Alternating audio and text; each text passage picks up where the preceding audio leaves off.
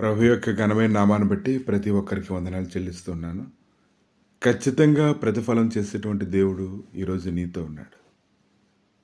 ఎవరైతే ఆయన దగ్గరికి ప్రార్థన చేస్తూ వస్తారో, ఆయన సన్నిధిని ఎవరైతే శ్రద్ధగా వెతుకుతారో, ప్రభు ఖచ్చితంగా వారికి ప్రతిఫలం ఇవ్వడానికి ఆయన శక్తిమంతుడై ఉన్నాడు. హెబ్రీయులకు రాసిన పత్రిక 11:6 దేవుని యొద్దకు వచ్చేవాడు ఆయన ఉన్నాడనియు తన్ను వెతుకు వారికి ఫలం దయచేయవాడనియు నమ్మవలను. కనుక ఈరోజు ప్రతిఫలం ఇచ్చేటువంటి దేవుడు మనతో ఉన్నాడు. ఆయనకి మొరపెట్టేటువంటి వారందరికీ సహాయం చేయడానికి, బలపరచడానికి ఆయన శక్తిమంతుడై ఉన్నాడు. కనుక ఈరోజు ఆయన గురించి, ఆయన దయచేసేటువంటి వాటి గురించి, ఆయన ఆత్మీయంగా, శారీరకంగా, మానసికంగా బలపరిచేటువంటి ఆయన గొప్ప శక్తిని బట్టి ప్రతి ఒక్కరు కూడా స్తుతించవలసినటువంటి వారై ఉన్నారు.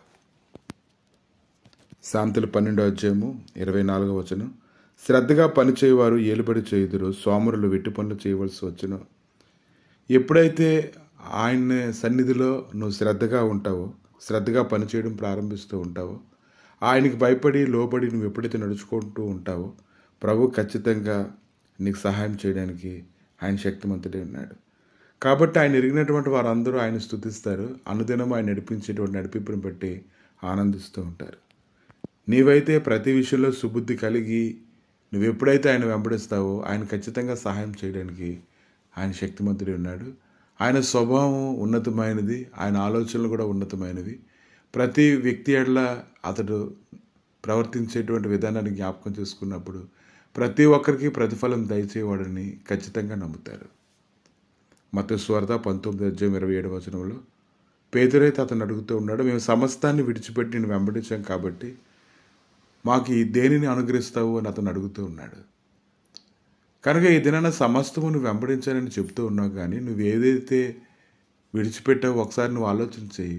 పేతురైతే వలలు ఆ యొక్క ధోనిని విడిచిపెట్టి ఆయన వెంబడిస్తూ ఉన్నాడు. అది అతని దృష్టికి విలువైంది కనిపించవచ్చు, కానీ ప్రభువు మనకిచ్చే దాని ముందు ఆలోచన చేసినప్పుడు అది చాలా తక్కువని మనం గ్రహించుకోగలగాలి.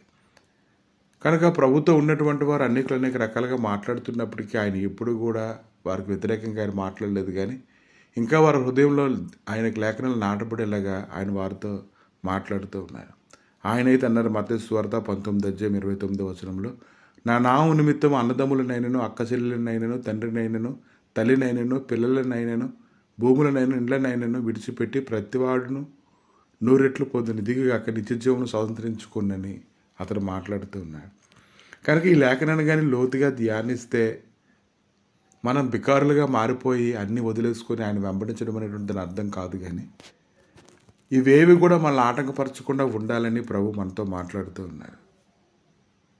కాబట్టి ఆయన ప్రసంగాలు చేస్తూ ఉన్నప్పుడు ఆయన ఎప్పుడో చెప్పారు, సంతోషించి ఆనందించండి, పరలోకమందు మీ ఫలం అధికమగును, ఇలాగున వారు మీకు పూర్వమందున్న ప్రవక్తలను హింసించిరి. కాబట్టి ఎవరైతే ఖచ్చితంగా నమ్మకంగా ఆయన వెంబడిస్తూ ఉంటారో దేవుడు ఎందుకు వారికి ప్రతిఫలం దయచేయడు?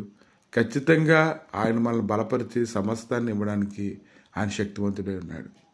ఆదికాండము 39:21-23 చూసినప్పుడు ఆయనైతే యోసేపుకు తోడుగా ఉన్నాడు. అతడు ఏ పని చేసినా ఆ పనిలోని అతడు జయం పొందేలాగా కృప చూపించాడు. కాబట్టి యోసేపుకి ఎంతో గొప్ప కార్యాలు అతని జీవితంలో చేశాడు. అతను బ్రతికినంత కాలం అతను ప్రేమించేటువంటి రాజు దగ్గర అతను ఉంచాడు. కనుక ఈరోజు దావీదు కూడా తను ఎక్కడికి వెళ్ళినా సుబుద్ధి కలిగి పనిచేయడం ద్వారా దేవుడు అతనికి విజయాన్ని ఇవ్వడాన్ని మనం చూస్తూ ఉన్నాం. ఈరోజు నీవు శ్రద్ధగా ఆయన వెతికినట్లయితే ఖచ్చితంగా ఆయన కృపని ఆవరింపజేసి తగినటువంటి ప్రతిఫలం పొందేలాగా అది నీకు జరిగిస్తుందని నువ్వు గ్రహించుకోగలగాలి. ప్రభువా మీ దయగలిగే నష్టాలకు నాయన ఈ సమయంలో అప్పగించుకొని ప్రార్థన చేస్తుండగా నీ గొప్ప కార్యాలు తండ్రి ప్రతి ఒక్కరి జీవితంలోనే చేయడానికి తగిన ప్రతిఫలం ఇవ్వడానికి నువ్వు శక్తిమంతుడు కనుక శ్రద్ధగా వెతికినట్లుగా నీ కృప దయచేయండి. సుబుద్ధి కలిగి ప్రతి విషయంలో ప్రభా నాయన పనిచేయటకు నీ కృప దయచేయమని అందరి దృష్టికి దైనందిన వారుగా ఉంచి మీరే పోషించి బలపరిచి మహిమ పొందమని యేసు నామములు అడిగి వేడుకుంటున్నాము తండ్రి. ఆమేన్.